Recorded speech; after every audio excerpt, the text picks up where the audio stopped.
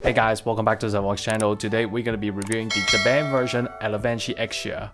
I know people probably thinking Daban is just copying Bandai again, but if you check the dates, Bandai version was released in 2018 and the Daban version was in 2017. Technically, Daban didn't copy Bandai. Only the extra body parts will consider as copying, but the extra equipment is created by Daban themselves. Now, I really want to make this Gunpla and I'm so hyped for this model kit. Recently, just built too many same wing or seat frames. It's time for me to enjoy the great 00 designs. In case you didn't watch my unboxing video, Daban and Dragon Momoko will now place their model kits in a box like this or a plain white box. They are doing it to avoid copyright letters. Dragon Momoko is even crazier. They cut off their logo from the guidebook and waterslide decals, but the band still kept their logos on the instruction menu.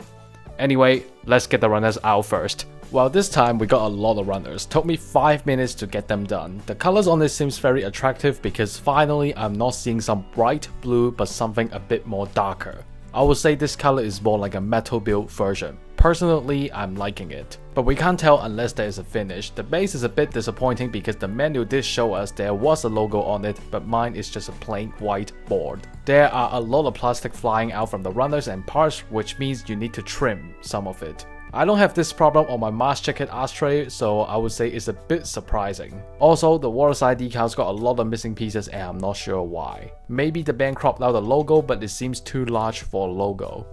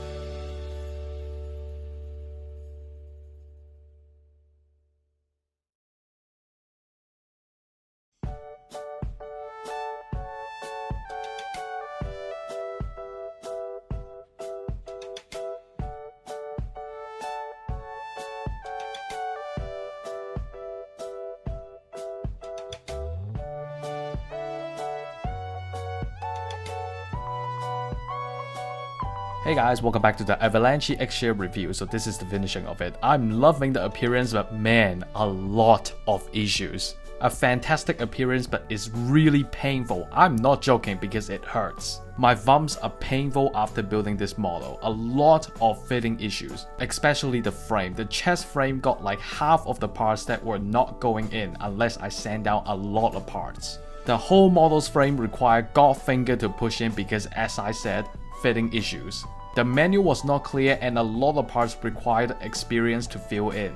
The back skirt part is the part that you need to be careful. The menu show you the V5 and 6 parts wrongly. They are upside down in the menu. Also, there are a lot of gaps on the arms and chest. I can't do anything about it because the gaps just don't want to go. The whole model is extremely tight on bending joints. However, the main joints for connecting the legs and arms, they are unreliable.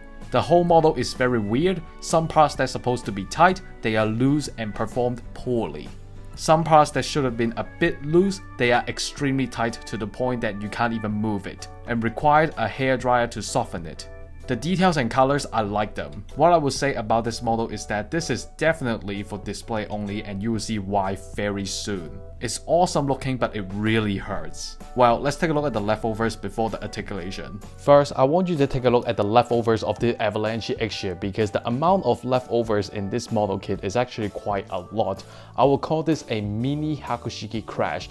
especially for the part like runner M and runner N at the middle right here. These two runners will not even use a piece, so I'm not sure why the band actually include these two runners if we are just gonna ignore it. Let's take a look at the articulation. So starting with the head, I chose the original Exia design because I don't like the new piece they provided from the model kit, because if you put it on, it looks kind of weird and it doesn't have that Exia feeling, which is why I didn't use that part. For the articulation part, moving up, moving down, moving side to side like this, a little bit more than 45 degrees, and that's it. There are parts on this head that you need to watch out, like such as example, the side head right here, you'll see two pieces flying out from the Exia. These two pieces right here will very easy to fall out, so make sure you push in as deep as you can. And the antenna right here as well, you have to push in very hard to push the antenna in, but the antenna is quite easy to break, so do be careful at the side of the antenna. Push it in like this, as deep as the piece can go. Let's take a look at the chest part right here. Compared to the original Bandai version, I like the band version better because it's more detailed and also you can see more customization overall on the chest. However, this time might be a little bit disappointing about the cockpit because the cockpit part is a fixed piece and you cannot do anything with it but a decoration. For the articulation on the chest, first we can move front and back just a little bit like this, and then we can also move side to side a little bit, and that's it. Also, just like the original Exia, the yellow antenna at the side right here, you can adjust it as well. Since the Exia don't have a fancy backpack, so I thought it's a good time for me to introduce the GN drive and the extra weapon storage first. So at the back right here, you will see two beam daggers on the top and also 4 storage spots for you to store the long blade and the short blade. Now, at the top of the backpack is a dagger, so you use the short beam effect right here. And then for the shoulders part is for the beam saber, so you use a long effect part. Very simple to remember. If we take a close look to the Gunpla, you can see a GN drive in it, but unfortunately because the weapon storage were directly on the GN drive, which means that the GN drive can still be taken out, but it's just very annoying to take it out because the part is quite tight, so I don't want to damage the parts by showing you how to take out the GN drive. But just so you know, the GN drive is possible to take it out, but there's no LED in it. Let's take a look at the arms, but before the articulation, I want to talk about a bit about the arms because there are problems on the arms that I want you to be careful about. Unfortunately, the right arm GN cable already broke, so let me show you what happened. If we lift up this armor right here, you'll see the cable in here already separated from the stickers. The reason is I tried to glue it back, but it didn't really glue successfully. Instead, it glued the sticker instead of the soft plastic right here. Yes, it's soft plastic, but there's the problem. The problem is when you try to put the soft plastic into the white part right here, you will have a situation where you will have a gigantic gap at the side of your arms like this. So what happened is I tried to push in the parts and then the soft plastic just damaged and then it fell off, which was why I tried to glue it back, but unfortunately it's not successful at all and it ended up like this. Let's take a look at the arms articulation. So first, 360, very easy. Lift up. We can move the armor out so we can lift more than 90 degrees, very nice. The whole arm can move to the front and move to the back. As you can see right here, the chest piece will move together if you move the arm front and back. But there's a very bad thing about this movement right here. You can see that the connection is actually very poor, and if you do such actions, the arms will pop out if you keep doing it. If you lift up the shoulder armor and then you push down the piece right here, you'll see the hidden thruster inside the Avalanche armor. The whole arm can rotate. Unfortunately, the bending is a little bit disappointing because the armor is quite heavy and quite big, which was why it affected the bending angle. We only got 90 degrees for the arms bending. For the hands down here is a thumb and index movable hand. We also have fixed options like fist and open hand. Let's take a look at the waist armor right here. We can lift it up for 180. Wow, very excellent, but it's a ball joint, so don't play with it too much, otherwise it will pop out. And for the yellow part right here, I do suggest you just glue it because they are pretty easy to fall out. I already put on the glue so it don't fall out and annoys me. Turn it to the back right now, you will see the Avalanche back skirt right here, but this back skirt is no movement at all, so it's just there for decoration. The legs and the feet part, I think these two parts right here were the part that I'm very unhappy about, because first, the legs is very tight. I used a hairdryer to blow on it to soften the joint so I can show you the articulation. Now, down at the feet right here, it's very loose. It cannot handle the weight of the Avalanche Exia at all. So I do suggest you just put it on the base and you will make your life much easier. For the joint right here, you have to push in very hard to get it into the waist part, which is the part that I'm also unhappy about because I spent nearly 20 minutes to push it in, using God finger to push it in, and finally it's in there. For the articulation, kicking to the front, not even 90 degrees, kicking to the back skirt cannot move, so no movement at all. Kicking to the side, meh, close to 90 degrees. Now for the bending though, unfortunately, all the heavy armor really affected the articulation, so what you're looking at right now is not even 45 degrees. And also, just like the shoulders, you can actually expand this part right here and you'll see the inner frame, or actually inner armor parts of the Avalanche Exia. Push down this part right here and you will see the GN thrusters. Now turn it to the back right here, you will see the thrusters again, and then you can move it up and move it down. Just a small movement for you to play with. Now turn it to the front. I really want to talk about this feet right here. So first, we got a little white piece right here that you can move. And secondly, the feet is extremely soft and loose, so I'm very unhappy about it. I wish they can tighten it up just like the legs, but sorry, they tightened the wrong joint.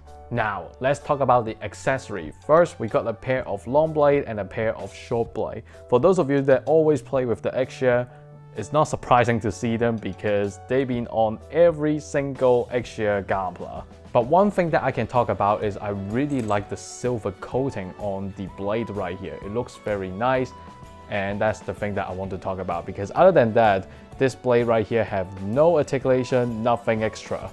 If you want to store the blades onto the Exia, it's very simple. So first, blue piece facing out, and then you put it on the back right here. And there you go, this is how you store the blade. Okay, I think I will introduce the base first because there's no way I'm gonna keep tolerating these kind of shaky legs. I'm done, okay?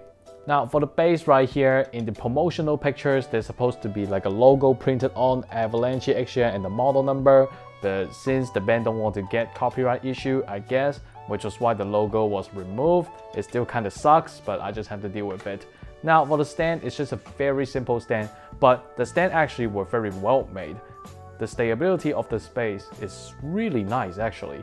Coming up next, we got the shield and the GN sword. For those of you that always play with the Exia, I'm sure you are very familiar with these two weapons right here because they are on every single Exia model. So there's no point for me to do a lot of explanation about these two weapons right here. First, we got the shield. The shield, we got a connector for you to put it onto the arms. Other than that, this shield is just a plain shield with no expanding features. Take a close look to the GN sword right here. You will see the rifle parts inside silver. Very nice finish. The blade, silver as well. Love it. You can turn it to the front and use it like this, just like the original Exia. For those of you that always play with the Exia, I don't want to explain too much because pretty much everybody know how the Exia sword works. Now, there's one thing that I want to talk about is from the leftovers, you can actually build another Exia sword. It's the GN sword Kai used by the Exia Repair 2. So if you don't want this, you can actually take the GN sword Kai and put it onto the Avalanche Exia if you would like. To put on the shield is very simple. First, you need a little piece like this, and then what you need to do is just put it onto the forearm like this. Now, it's not very tight, so let's just say that it's very easy to fall out. Plus, you know, it's a third-party company like the band, so the quality is not going to be very good. And what you have to do is just put on the shield like this. And this is how you put on the shield. Personally, I think the GN sword part is actually quite painful. First, you will need this small piece right here, and then you connect it onto the forearm. However, I tried to do this a lot of times, and the piece seemed like it's not going in, so I'm not sure why. Maybe it's a fitting issue again. No matter how many times I press it down, it's still not going in. So if you can put it in, it should be looking something like this. So first, you put the part onto the GN sword like this, and then you let the Exia hold it just like this, if you can put it in. But for some reason, no matter how hard I push in the parts, it's still not going in. finally, I want to talk about the sled right here. This sled, I don't have a lot of things for me to talk about because I don't have a lot of complaints about this sled right here. It was done beautifully and in my opinion, it looks great. For the sled, you can divide it as 3 parts to take a look at. First, we got the hidden thrusters just like the shoulders or the armor on the legs. And then when you open this part, you can pull down the white part right here. And then you can push it back. At the tip right here, this white piece got a little bit of movement. We got 3 claws at the top right here where you can expand it like this. But unfortunately, you cannot put the beam saber effect parts on the claws. To put on the sled is very simple. You don't have to do a lot of work, but the parts were quite tight, so you have to pull it out slowly and be gentle about the parts. What you need to remove is these 2 parts right here. However, this part is extremely tight, so you have to remove very carefully. So be right back. When you took off the armor, you should have something like this, and then you will be putting in this little gray piece right here for you to connect sled. Now, to connect the sled is very simple. All you have to do is just find the spot and then put it in.